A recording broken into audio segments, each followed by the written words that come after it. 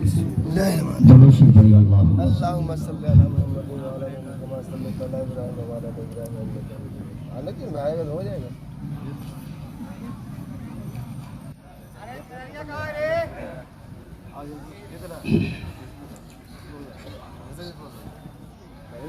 الحمد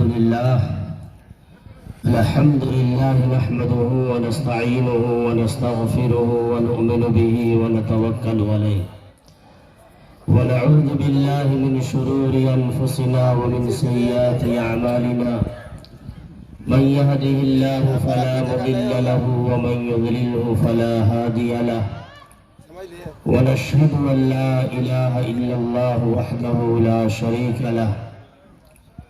ونشهد أن سيدنا مولانا محمدا عبده ورسوله أرسله بالحق بشيرا ونظيرا وداعيا إلى الله بإذنه وسراجا منيرا. أما بعد فأعوذ بالله من الشيطان الرجيم. بسم الله الرحمن الرحيم. ولتكملوا العدة ولتكبروا الله على ما هداكم ولعلكم تشكرون. وقال النبي صلى الله عليه وسلم للصائم فرحتان فرحة عند إفطارهم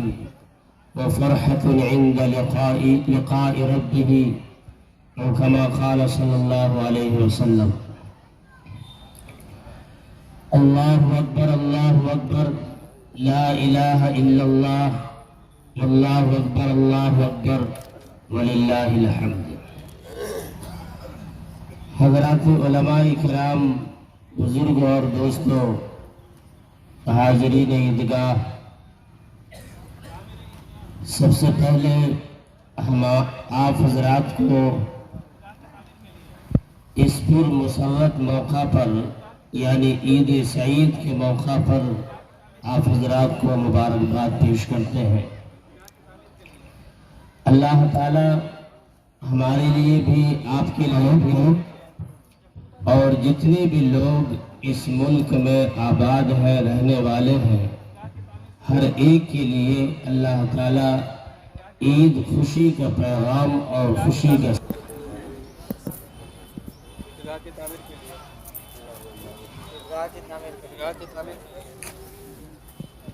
تو اللہ تعالی ہمارے لیے بھی اور آپ حضرات کے لیے بھی خوشی اور مسرت کا سبب بنائے. عید اصل میں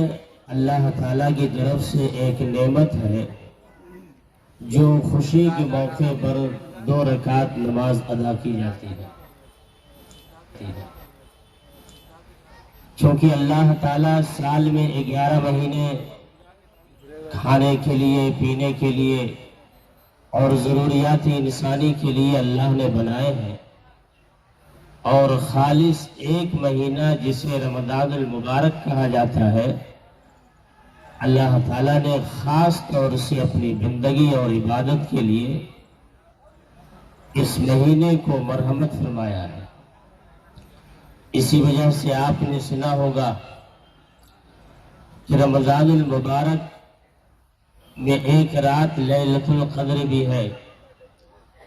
پھر اسی طرح سے رمضان المبارک میں اللہ تعالیٰ نے قرآن کا نزول بھی فرمایا ہے. پھر اسی طرح سے اللہ تعالیٰ ایمان والوں کا رزق بڑھا دیتا ہے، اور پھر اگر کوئی ایک نفل ادا کرے تو اس کا ثواب اللہ فرض کے برابر عطا فرماتا ہے، اور اگر ایک فرض ادا کرے تو 70 فرائض کے برابر اللہ ثواب عطا فرماتے ہیں. تو یہ وہ نعمتیں ہیں جو اللہ تعالیٰ نے ایمان والوں کو رمضان المبارک میں عطا کیے ہیں. جب ایمان والا ان تمام نعمتوں سے لطف اندوز ہوتا ہے اور فائدہ اٹھاتا ہے تو اسی نعمت سے مستفید ہو کر اللہ تعالیٰ نے اس کے لیے خوشی کے اظہار کے لیے 2 رکعت کی نماز عطا فرمائی. چنانچہ یہ مذہب اسلام کا بہت ہی خوبصورت طریقہ ہے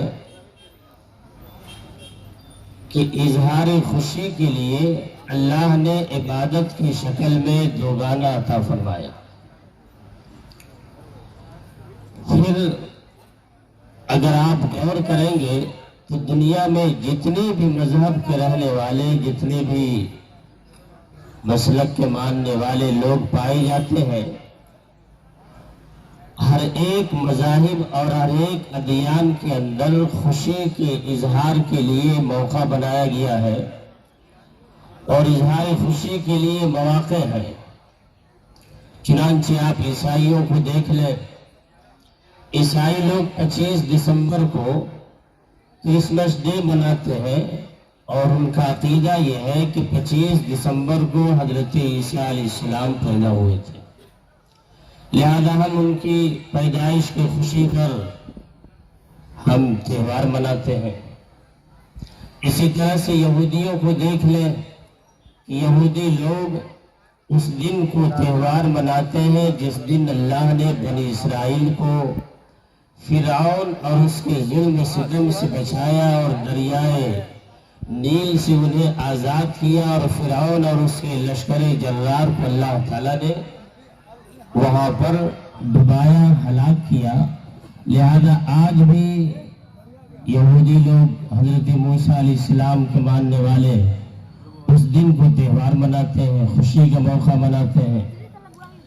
اسی طرح سے ہمارے اس ملک کے عزیز بھارت کے اندر بھی ہمارے ہندو بھائی بھی ہیں، ان کے بھی تہوار کے مواقع ہیں،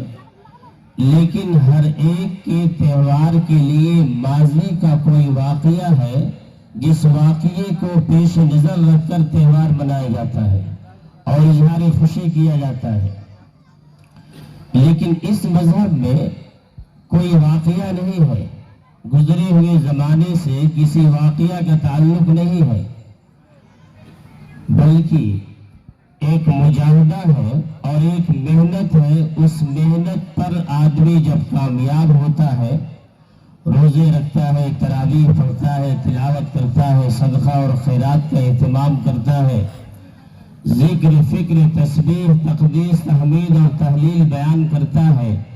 تو اس کے خوشی میں اللہ نے 2 رکعت نماز عید الفطر رکھی ہے۔ اسی لیے عید کو عید اس لیے کہتے ہیں کہ یہ ہر سال لوٹ کر آتا ہے اور بار بار آتا ہے، جب تک قیامت نہ جائے اس وقت تک یہ برابر لوٹ لوٹ کر آئے گا، اس لیے اس کو عید کہتے ہیں۔ اور اسی کے ساتھ ایک لفظ اور ہے عید الفطر۔ عید الفطر کا مطلب یہ ہے کہ آج سے ہم روزہ سے آزاد ہیں، اس سے پہلے جو روزہ میں مقید تھے اب ہم روزہ سے آزاد ہیں۔ عید الفطر روزہ نہ رکھنے کی خوشی اور روزہ نہ رکھنے کا تہوار۔ تو یہ اسی طرح سے ہمارے مذہب کے اندر 2 ہی خوشی کے مواقع ہیں، ایک تو عید الفطر ہے اور دوسرے عید الاضحیٰ ہے۔ عید الفطر میں 1 مہینے مجاہدات اور ریاضت کرنے کے بعد یہ موقع ملتا ہے، اور عید الاضحیٰ میں ایک بہت بڑا رکن ہے جسے حج کہتے ہیں۔ جب اس حج کی ادائیگی ہوتی ہے تو پھر 10ویں تاریخ کو 2 رکعت نماز ادا کی جاتی ہے۔ جیسے آپ لوگ جانتے ہیں کہ 9 ذی الحجہ کو وقوف عرفہ کرنا ضروری ہے، عرفات کے اندر کھڑا ہونا، قائم ہونا ضروری ہے۔ لہذا اس 9 ذی الحجہ کے بعد 10ویں ذی الحجہ کو خوشی کے لیے، اظہار خوشی کے لیے 2 رکعت نماز ادا کی جاتی ہے۔ لہذا ہمارے مذہب میں صرف یہی 2 موقع ہیں جو خوشی کے اظہار کے لیے قرآن اور حدیث سے ثابت ہے۔ آپ نے برابر علماء اور ائمہ مساجد سے سنا ہوگا کہ اللہ تعالیٰ فرشتوں سے ایسے ہی موقع پر بطور فخر کے ارشاد فرماتا ہے کہ اے میرے فرشتوں، دیکھو میرے بندے اور میرے بندیوں نے میرے حکم کو مانا اور میری عبادت کی، میری اطاعت کی، میری فرما برداری کی۔ اب اس کے اظہار خوشی کے لیے، تہوار منانے کے لیے وہ عیدگاہ پہنچے ہیں۔ اصل میں واقعہ یہ ہے کہ جب اللہ تعالیٰ نے حضرت آدم علیہ السلام کو پیدا فرمانا چاہا تو فرشتوں نے کہا کہ آپ ایسی مخلوق کو کیوں پیدا کرتے ہیں؟ وَيَسْفِكُ الدِّمَاءَ وَنَحْنُ نُسَبِّحُ بِحَمْدِكَ وَنُقَدِّسُ لَكَ، آپ ایسی مخلوق کو کیوں پیدا کرتے ہیں جو دنیا میں جانے کے بعد لڑائی کرے، جھگڑے کرے، خون ریزی کرے؟ ہم تو آپ کی تسبیح اور تعریف اور تحمید کے لیے کافی ہے۔ چونکہ فرشتوں کو اس کا سابقہ پڑ چکا تھا، چونکہ فرشتوں سے پہلے ایک اور مخلوق تھی جسے جنات بولتے ہیں، اور وہ جنات یہاں آباد تھے، لہذا جنات آپس میں لڑائی جھگڑے، خون ریزی، فساد، تو اس چیز کو فرشتوں نے دیکھا تھا، اس لیے اللہ کے سامنے کہا کہ آپ ایسی مخلوق کیوں پیدا کرنا چاہتے ہیں جو دنیا میں جا کر لڑائی جھگڑے کرے اور پریشانیاں اٹھائے؟ تو اللہ نے فرمایا انی عالم ما لا تعلمون، میرے فرشتوں میں جو جانتا ہوں تم نہیں جانتے ہو۔ اس میں کوئی شک نہیں ہے کہ فرشتوں کے اندر نافرمانی کا کوئی بھی مادہ نہیں ہے، نہ وہ کھاتا ہے، نہ پیتا ہے، اور نہ وہ سوتا ہے، اور نہ ہی انسانی ضروریات ہیں، نہ جنسی خواہشات ہیں، کچھ بھی نہیں ہے۔ اگر وہ نافرمانی کرنا بھی چاہے تو نافرمانی نہیں کر سکتے ہیں، اس لیے کہ اس کے اندر مادہ ہی نافرمانی کا نہیں ہے۔ لیکن یہی انسان ہے جس کے اندر کھانا ہے، پینا ہے، رہنا ہے، سہنا ہے، جنسی تسکین اور جنسی خواہشات ہے، یہ تمام چیزیں ہیں۔ اس کے باوجود یہ تمام چیزوں کو دبا لے اور اللہ کی مرضی اور اس کی خواہش کو آگے رکھے، سامنے رکھے، تو وہی بندہ کامیاب ہے۔ چنانچہ اللہ تعالیٰ فرماتا ہے کہ دیکھو اس کے پاس کھانے کے لیے موجود ہے اور بند کمرے ہیں اور سخت پیاس ہے اور پھر اس کے اندر ٹھنڈا پانی بھی ہے، لیکن یہ صرف اس لیے نہیں پیتا ہے کہ چونکہ اللہ دیکھ رہا ہے اور میری مرضی یہ ہے کہ اللہ راضی ہو اور خوش ہو، تو اس کے اندر گناہ کا مادہ ہوتے ہوئے بھی یہ گناہ نہیں کرتا ہے، اللہ کی فرمانبرداری کرتا ہے۔ لہذا یہ انسان بسا اوقات فرشتوں سے بھی آگے چلا جاتا ہے اور صفات میں اس کا مقام بہت آگے چلا جاتا ہے۔ تو اللہ تعالیٰ نے فرشتوں سے فرمایا کہ دیکھو میں ایک مخلوق پیدا کرنا چاہتا ہوں، تو فرشتوں نے کہا ایسا آپ کیوں کریں گے؟ تو اللہ نے فرمایا میں جو جانتا ہوں تمہیں اس کا علم نہیں ہے، لہذا جب انسان پیدا ہو گئے تو پھر اسی فرشتوں کے سامنے اللہ تعالیٰ یہ فرماتا ہے کہ دیکھو